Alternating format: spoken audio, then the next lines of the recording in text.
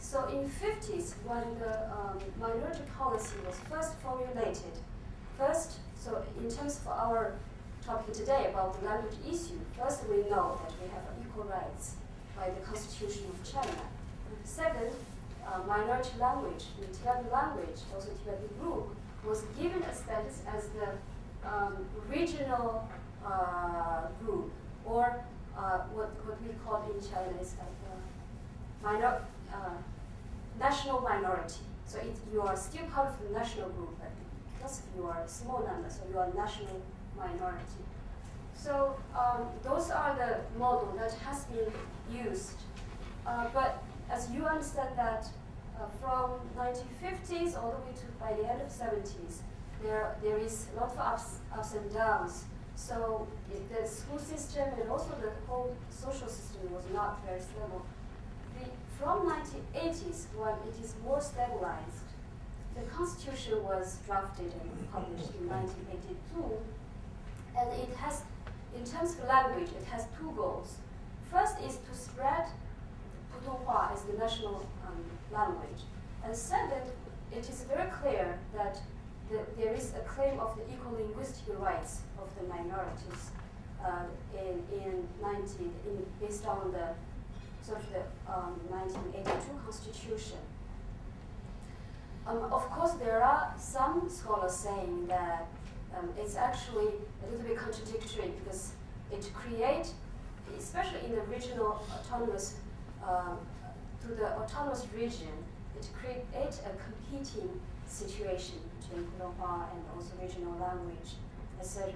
But the way the minority is managed, the way the minority policy is put forward in China is that it always gives some room for the local leaders to adapt that policy toward their own situation.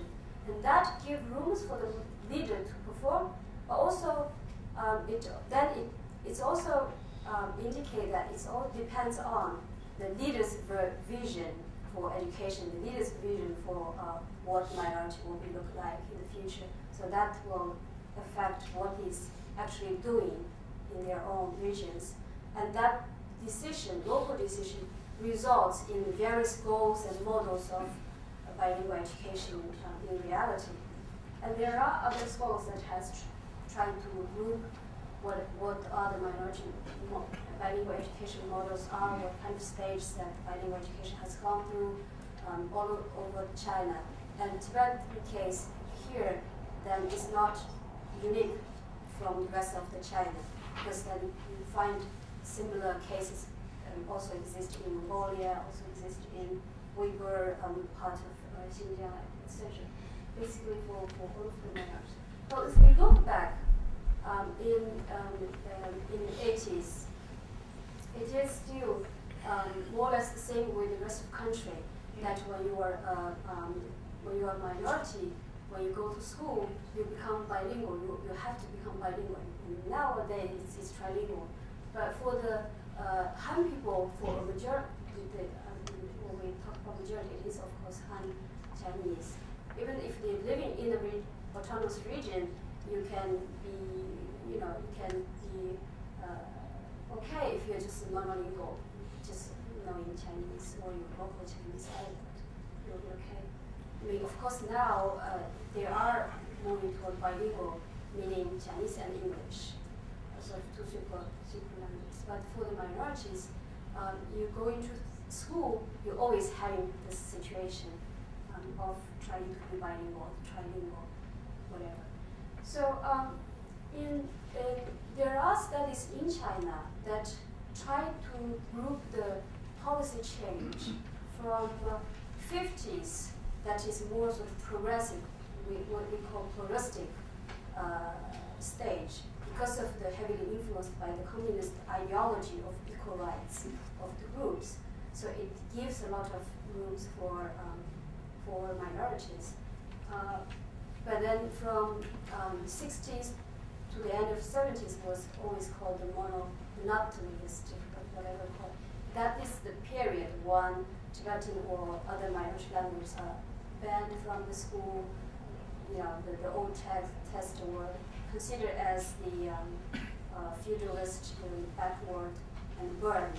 And that is the period. But generally, even among the Tibetan scholars or Tibetan cadres who work in now, consider from 1980s to now a second pluralistic stage where you can see from the language policy documents for schools where you can still use Tibetan, etc. But when I read the policy document, I found there was actually a big change in the 1990s.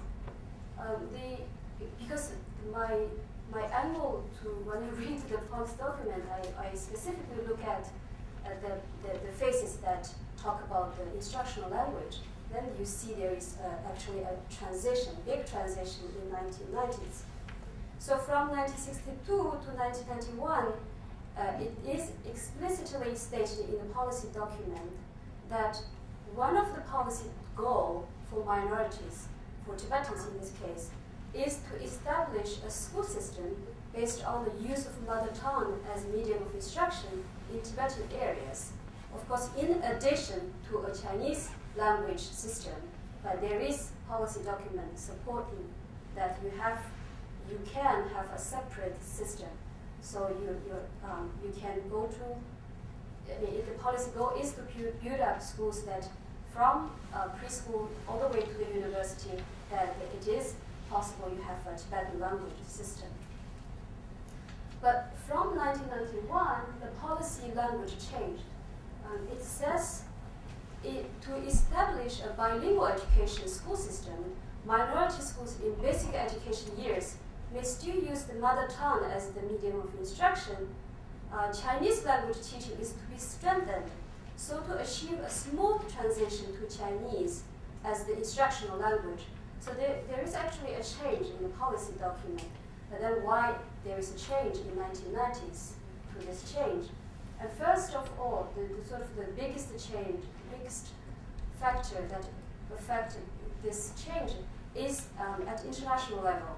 You know, our neighbor, Soviet Union, split it in 1991. So that really sent a strong signal and pushed the government to think hard if the Soviet model is failed. And actually, they recognize it failed. If you give national rights, if you give the regional national status, they tend to split away.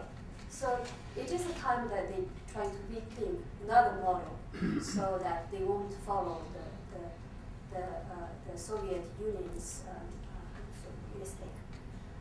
Also in late 1980s and 90s, there is a worldwide democratic movement going on in the world, so that also kind of really sort of pushed the Chinese government to think whether this is where does it lead to.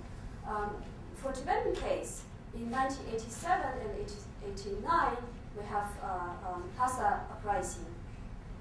Again, a strong signal that indicates that there is a tendency, there is an aspiration for separation.